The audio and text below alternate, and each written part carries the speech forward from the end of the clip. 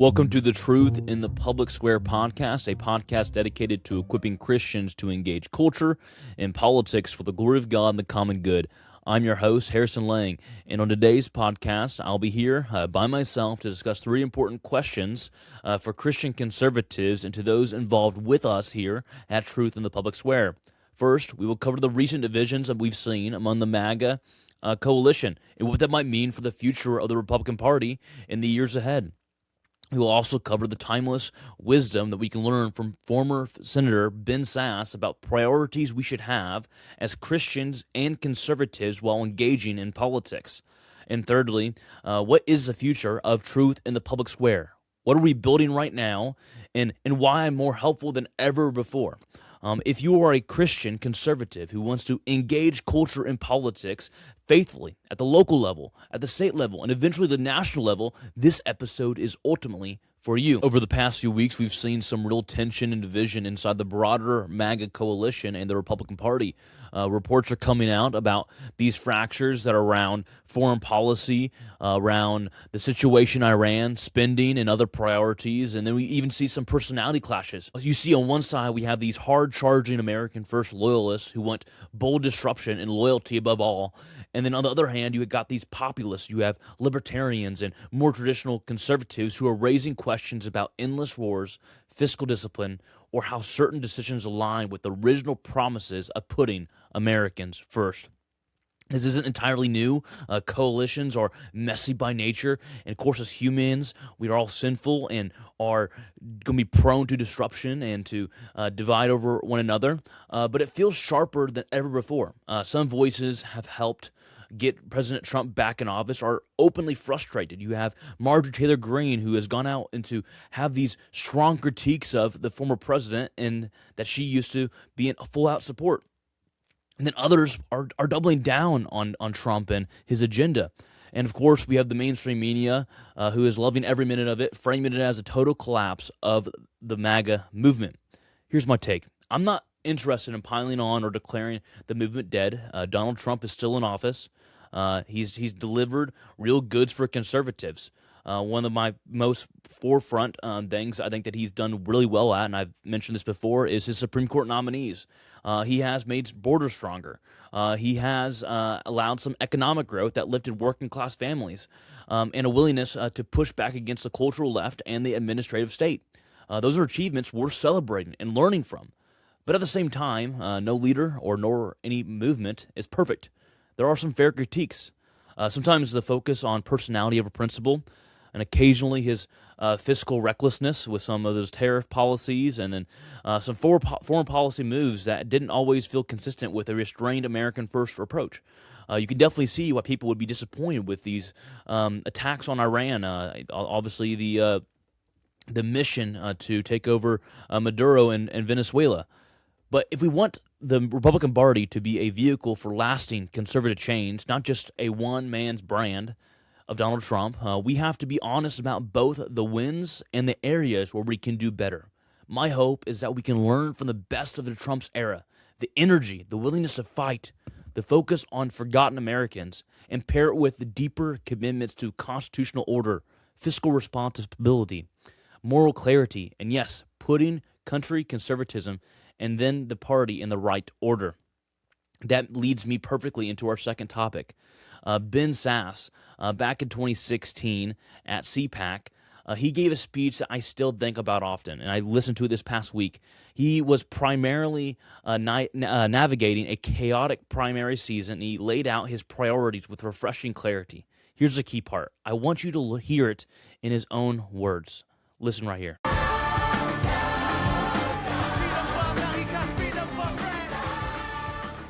Well, thank you, Paul, and thank you to all the folks yelling "Go Big Red" over here. When you're with Husker fans, you know you're in good shape. Paul Teller mentioned that it's atypical for me to be wearing a suit. I think what his joke was referencing is that on Twitter recently, I've had a guy, you should follow me on Twitter, at Ben Sasse. On Twitter, I've had a guy who's recently said, I don't look worthy to be a U.S. Senator, I look a lot more like a gym rat. Well, The reality is, as the son of a football and wrestling coach who grew up working on the farm in Nebraska, gym rat is pretty high praise. As my wife says it, you have bad hair, bad teeth, no fashion sense, and no rhythm. There were lots of big, ripe targets. How did you get tagged with the gym rat label, something you'll willingly embrace? So I decided to put on a suit today just to change it up a little bit. So my task today is to define a little bit of what classical conservatism means. And so I want to make sure that we can distinguish among three different terms. The three terms that we should talk about a bit today are Republican, conservative, and American exceptionalism, or the American idea. I am all three. I am a happy Republican, I am a principled, committed conservative, and we obviously all in this room believe deeply in the American idea. We are inheritors of a great and rich tradition. We are blessed to live in the best time in history, in the best country, the best nation that the world has ever known. And so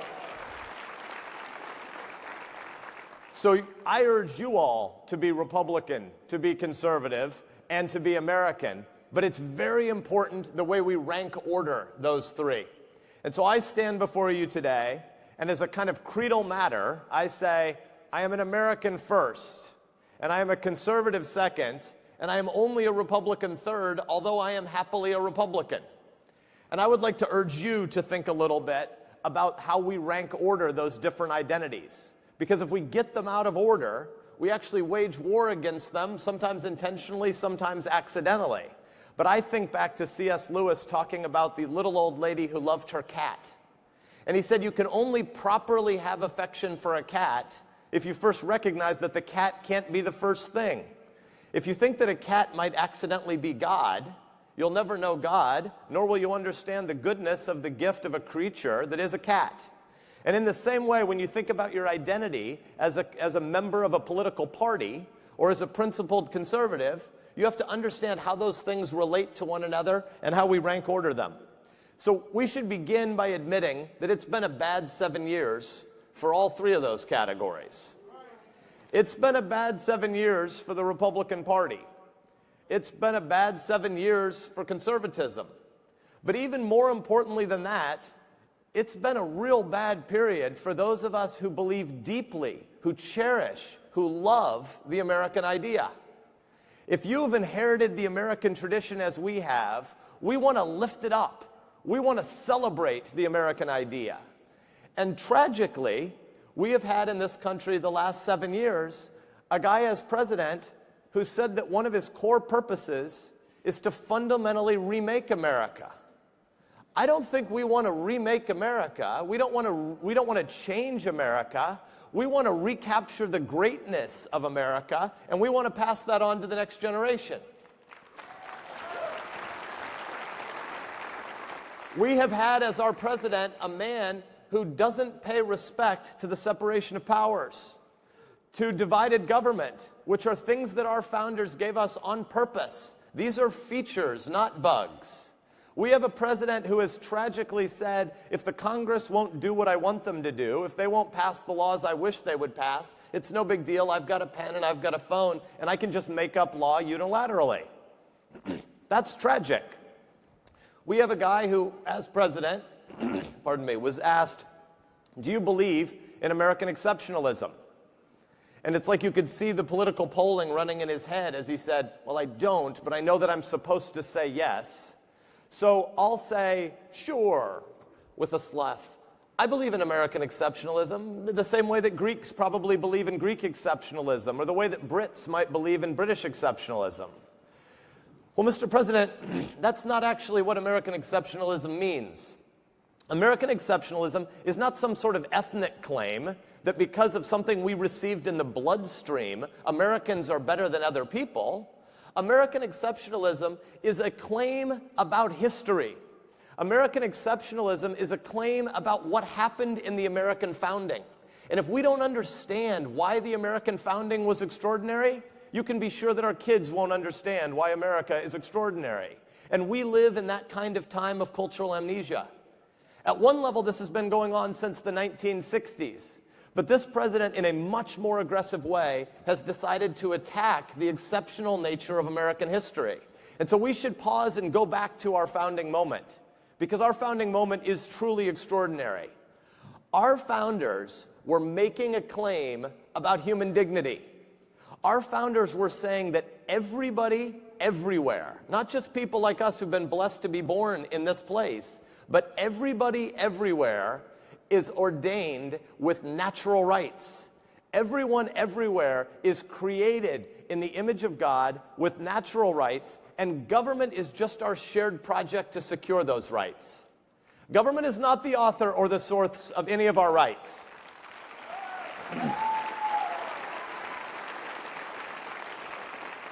Government is a tool. And our founders recognized that that tool is necessary in a fallen world, because unfortunately the world is broken, and there are people who want to take your property, who want to take your liberty, who want to take your life. And so you don't want a world where there's anarchy. We need a world of government to restrain evil. We need a world of government to create a framework for ordered liberty. But government is not the thing that we aspire to. Government is not what we want to be free to. If politics is all you have in your life, you don't understand America.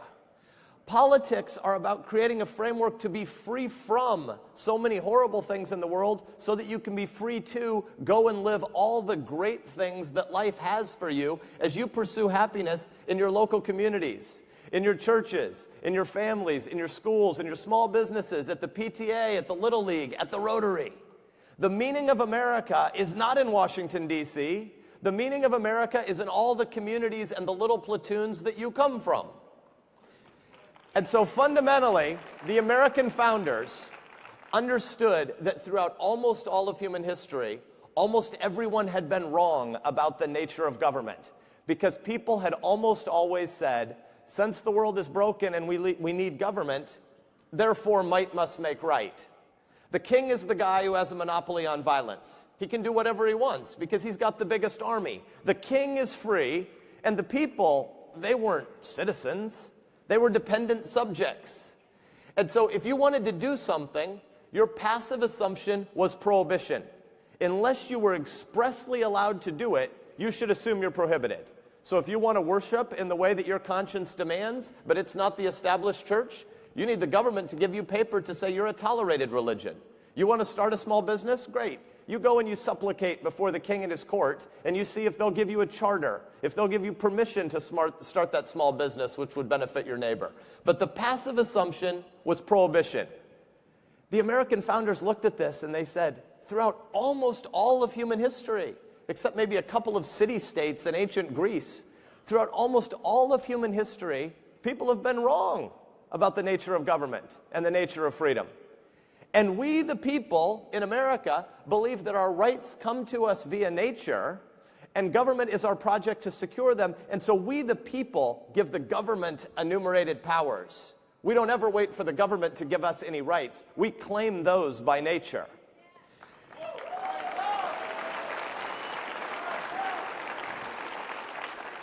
And so, we are the most exceptional nation in the history of the world because the Constitution is the best political document that's ever been written. And it is a negative document.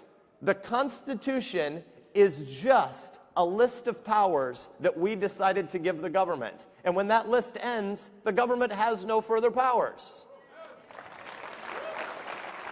The Constitution is not some list of the limited rights that the people have, because in our system, the government is limited and the people's rights are limitless.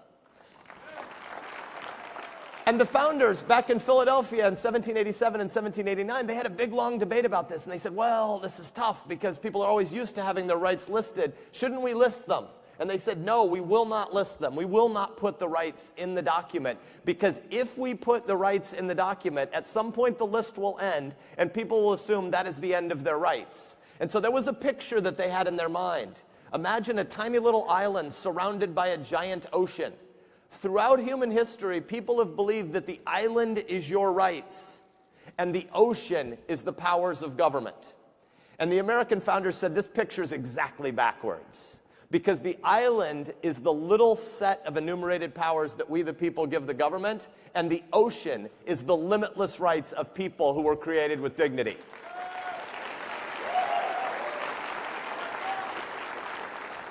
And yet they said, wait a minute, if we don't list them at all, might people get confused? Let's list a few. And so as a compromise, they said, well, outside the document, let's add the Bill of Rights. So think about this. The first 10 amendments are not in the Constitution proper. The Constitution is just enumerated powers for the government. But then in the Bill of Rights, they said, let's list a few rights just so no one's confused. In fact, we'll start with the most important one.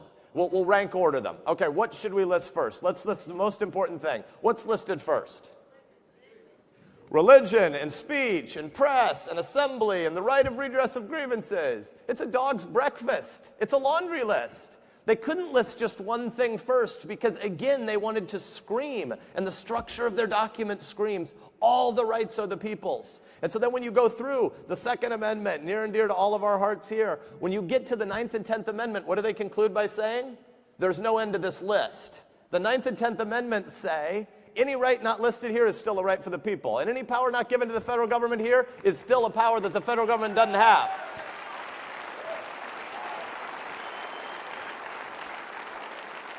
And so as we in this room are Republicans and conservatives and Americans, we need to know that you have to properly understand your commitment to American exceptionalism and to the American idea as pride of place first on that list. But we live in a time of constitutional crisis. We live in a time when our kids don't understand the American idea. We live in a time when students who should be challenged with competing ideas on college campuses are instead crying out for safe spaces so they never have to encounter an idea that might challenge them. That's a mess. We live at a time when 41% of Americans under age 35 think the First Amendment is dangerous. 41% of Americans under age 35 think the First Amendment is dangerous because someone might use their freedom of speech to say something that hurts someone else's feelings. Actually, that's quite the point.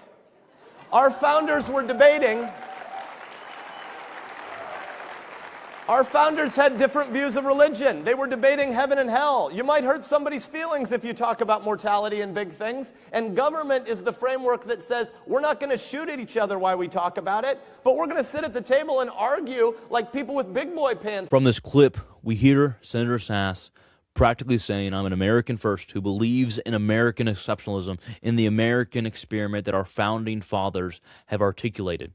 But he's a conservative second and a Republican third. He holds all those commitments tightly, but he holds them in that order. We must recover in our nation a love for the Constitution. We must recover the constitutional order that our founding fathers have articulated. And we must bring them to bear into our children's life. That's how we can have any future for this nation and this American experiment to thrive, is to bring about what we have learned about the founding fathers and put them on to our children. Senator Sasse wasn't rejecting the Republican Party. He was reminding us that parties are tools, not ends in themselves. Our highest loyalty as Christians and as citizens should be ultimately to God and then to the principles of this American experiment: limited government, ordered liberty, truth, justice, and human flourishing, and only then to a political vehicle. In a time when tribalism can tempt us to defend our side no matter what, Senator Sasse reminds us to order them properly. It allows us to celebrate real policy wins without turning any politician into an idol. It frees us to offer principled critiques when needed, and it keeps our eyes on the long game, forming the next generation of Americans who love this country because they understand its ideas, not just its slogans. As Christians, we take this even further.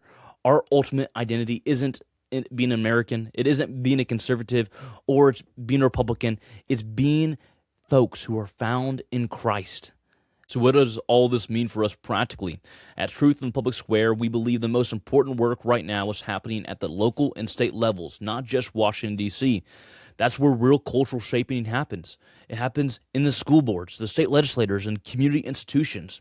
So right now, we're laser focused on providing that coverage by equipping Christian conservatives primarily in Missouri, Kansas, Iowa, Kentucky, and Tennessee. These heartland states are strategic. They're winnable.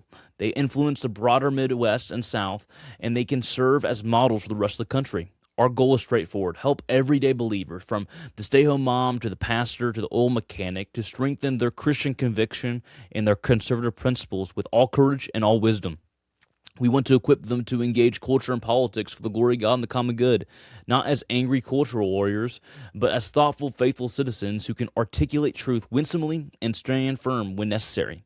We're producing resources. We plan on potentially hosting events in the coming months and years ahead, building networks of pastors and leaders and lay people who refuse to cede the public square. And over the years ahead, we want to expand until we're reaching every state. This isn't about building another echo chamber. It's about forming people who can winsomely defend life, liberty, truth, family, and limited government, while all doing so by loving their neighbors, even those to whom they disagree with. In light of these divisions we talked about earlier, this kind of work matters more than ever before. If the national coalition fractures, strong principled state-level engagement becomes the foundation for any future renewal in the American experiment.